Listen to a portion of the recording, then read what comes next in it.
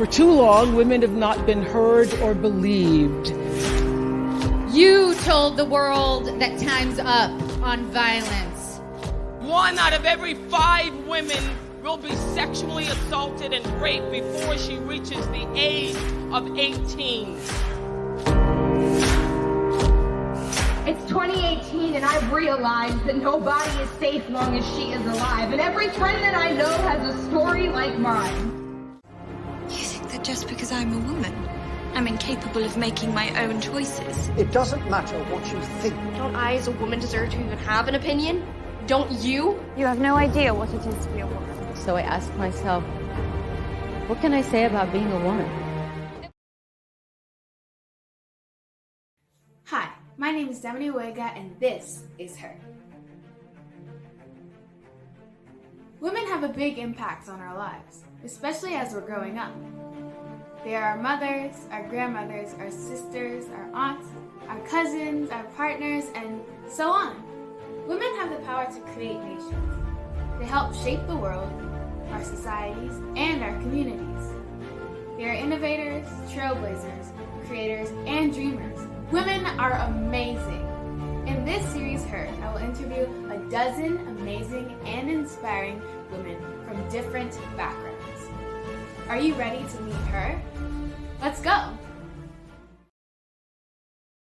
Who is Nancy Ross? Who is Nancy Ross? That is an interesting way to ask a question about. So I'm I'm a mother, grandmother, professor, social worker, and someone that's really motivated to continue working on social justice issues. What are some defining moments in a girl's life? What was yours? Yeah, I've been thinking about that question, and it made me reflect on my childhood. And I thought about my sister Janet, who has passed away and who had cancer when she was 12, and she had her leg amputated. And at that time, the doctors said that she would likely experience some depression, and we all kind of waited for it, and she never did. And I think it was a defining moment for me when I saw how she was able to overcome what some may feel is a disability, and have a really full life. You know, she went skiing, she became a teacher, she became a mother. And so I think witnessing how she coped with that as a young girl herself, and also in turn, me as the oldest having to take on a lot of responsibilities to care for the family, those were some of the moments that came to mind. How have women around you influenced your life? You talked a bit about your sister. Well, some women have been inspiring to me, and other women have their situation in life have been inspiring in a different way, in terms of feeling that there are many barriers in their lives they experienced, and I felt motivated to try to have more equitable opportunities for young women. And I think, you know, when you span, when I look back over several decades, I can see movement in the choices available to girls and to women. But at the same time, I see similar, if not even more intense kind of pressure young girls feel. So I guess you could say they've motivated me to be my best. What do you believe can be done to address gender stereotypes? I really think what's important for young women and girls is to develop a critical perspective and to think critically about what they're watching on TV, what they're seeing in social media, and about the pressure that poses to them, and to think about ways they can resist some of that pressure and to be themselves. So I think in terms of addressing gender stereotypes, it's to recognize that in many ways our contemporary culture perpetuates hypersexualized gender stereotypes that need to be unpacked and I think resisted, so that girls can feel good about who they are and not measure themselves by some almost unattainable standards. Why do you think it's important to celebrate Women's Day, International Women's Day? I think it's important to celebrate and have a Women's Day because it's a recognition that there's still a need for feminism.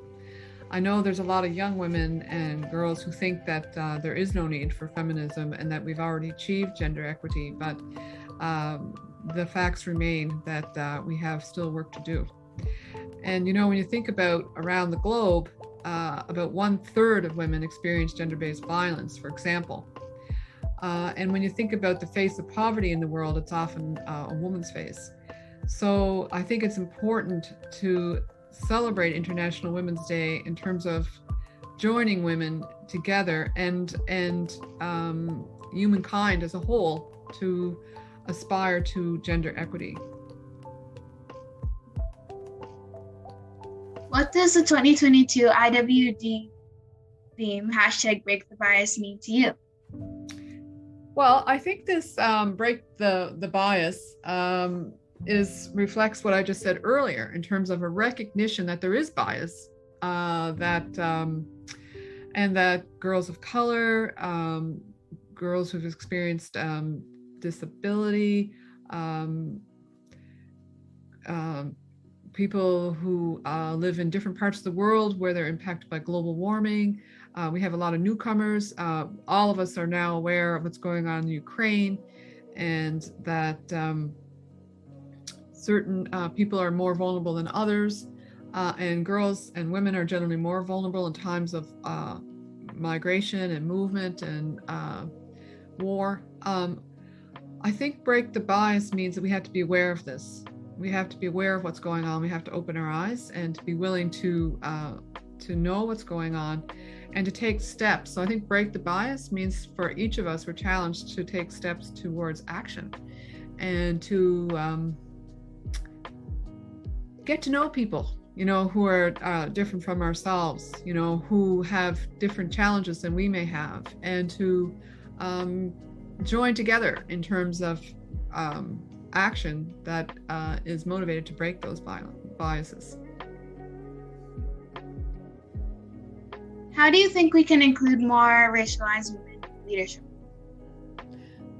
I think we have to be really deliberate about that in terms of institutions and systems of care and systems and government. I think we need to continue to be more deliberate about providing space for more racialized women in leadership roles.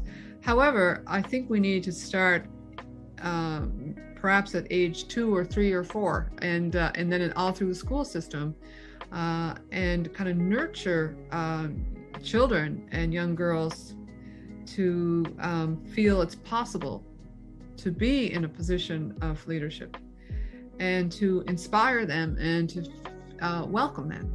So I think all of those attributes, like for all of us to do our best, I think we need to feel we're capable of it. And I think we feel capable when we feel good about who we are. So I think it's really important for racialized children, girls and women to feel good, just as it is for me to feel good about who you are, and to feel a sense of belonging, and to feel that anything's possible. What do you think allies can do to help achieve gender equity? Well, similarly to the last question, I feel that allies can help create that kind of environment where people feel that anything is possible, where they feel that they belong, and where they can discuss their reality, daily lived reality, and where people can hear that and not dismiss that and take action to address it. So to provide that kind of a context where people can be honest and where they can talk about what their daily lived experience is, and to feel like they have someone that they can hear that, but also take action together. So I think with an ally, it's when you say you're an ally, it's not just pat someone on the back. It means being willing to take action, and to so it's not just awareness, but it's also that movement towards action. And I think recognizing that, like, break the bias, that there is bias, that there is experiences of racism, that there is experiences of stigma around disability, mental health, all of these isms. I think it's important for allies to not dismiss that, but to acknowledge that reality and to work together to take action. What advice do you have for the next generation of amazing women? What do you have to say to her? Well, I really think that so many young women that I know and don't feel good about who they are. They feel inadequate. And I myself have wrestled with those feelings of inadequacy. So many people have feelings of shame, not feeling good enough, not feeling perfect enough, not being this or that enough. And I think it's what I would say is you're enough. And that the next generation of amazing women should realize just that they're amazing. And that sometimes your experience in the world is not validating. And so I think it's really important that you have people in your life and you have a sense of values that really nurture you and contribute to your sense of worth, because you are worthwhile and you are amazing. Thank you so much for doing this interview, and thank you for those words of wisdom. You're most welcome. Happy International Women's Day. Right back at you.